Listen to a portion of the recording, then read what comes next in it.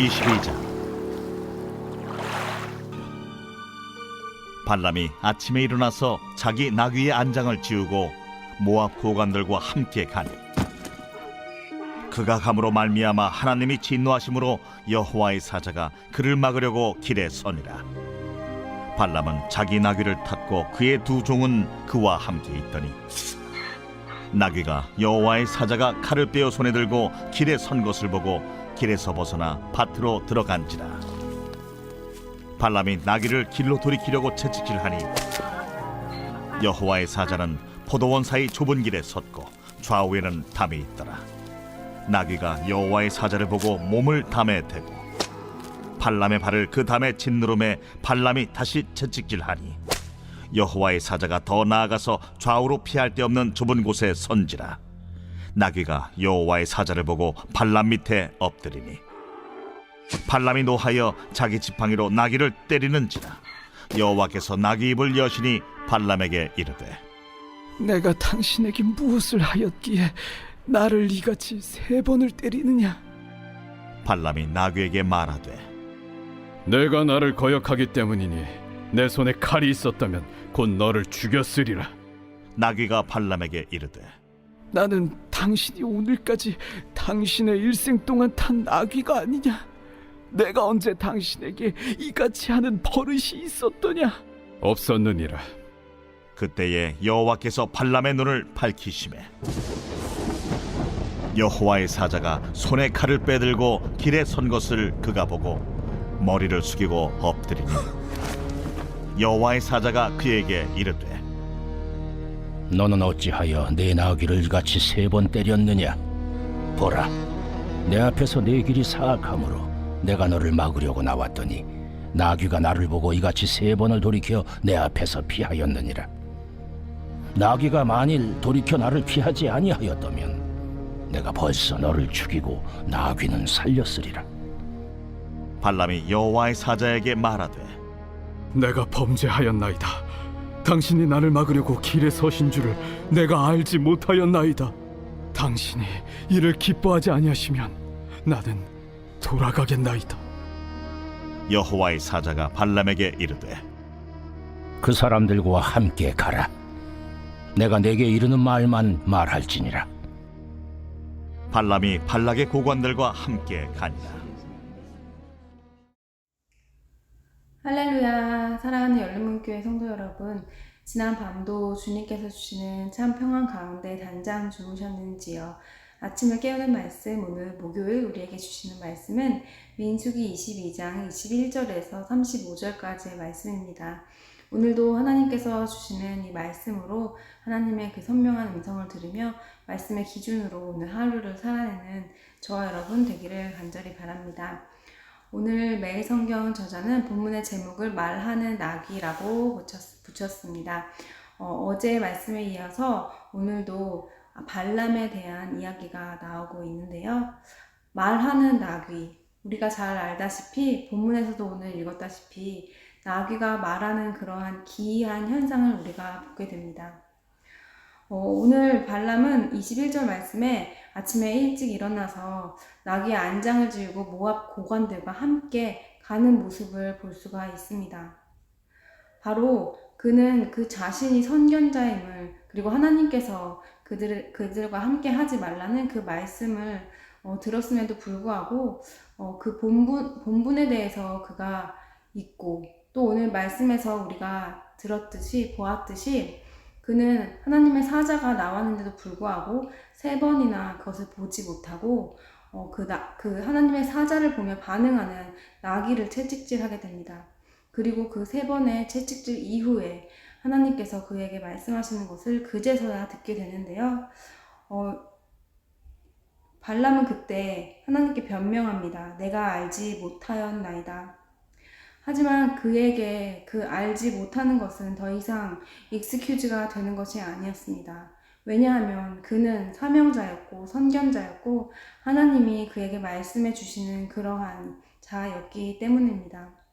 오늘 이 말씀을 보면서 우리는 우리 삶 속에서 어떠한 적용을 해볼 수가 있을까요?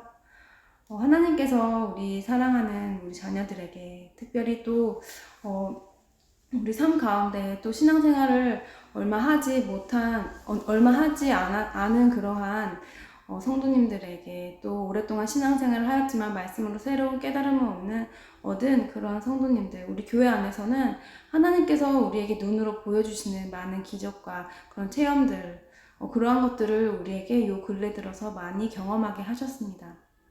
그런데 그러한 것들을 우리가 경험하는 이유가 무엇입니까? 저도 유학생활 가운데 정말 매 순간 공급하시고 인도하시는 하나님을 경험하면서 살았는데요.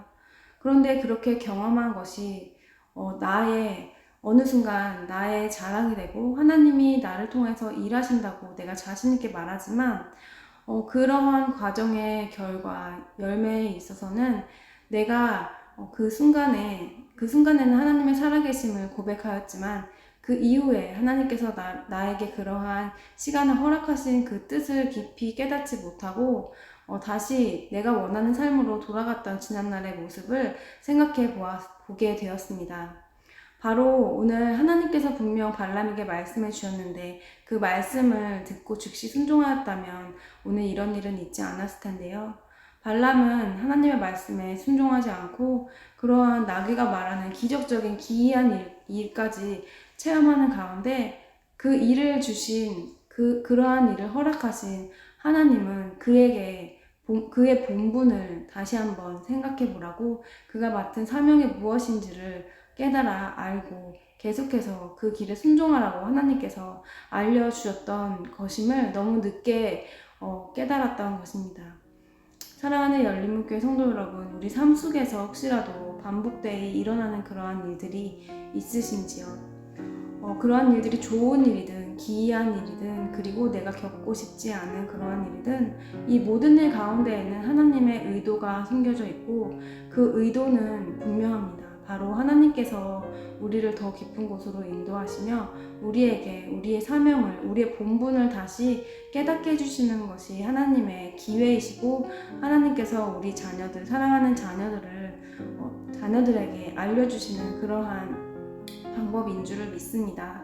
우리 삶 속에서 맞이하는 모든 상황들을 한번 되돌아보며 그러한 상황 가운데에서 내가 그러한 어떠한 경험을 하였다고 해서 그걸로 도우시고 인도하시는 하나님으로 끝나는 것이 아니라 그 이후에 내가 어떠한 결단으로 오늘 뒤늦게 그 하나님의 뜻을 알아채서 내가 알지 못하였나이다 하고 뒤늦게서야 변명하는 발람이 되는 것이 아니라 우리가 하나님께서 우리에게 말씀하시는 것에 민감함으로 그 음성을 들으며 바로 순종할 그런 마음의 태도로 나아가는 우리의 삶이 되어야 할 것입니다. 오늘도 말씀을 통해서 나의 삶 속에서 말하시는 하나님의 음성을 들으며 우리 삶 속에 여러 가지 모양으로 하나님께서 살아계심을 알려주셨다면 하나님께서 나에게 왜 이런 것을 알게 하셨는지 그 다음 스텝으로 더욱더 주님의 사명을 어떻게 감당하며 우리가 나아가야 할지를 고민하며 순종하는 우리 모두가 되기를 간절히 바랍니다. 기도하시겠습니다. 아멘.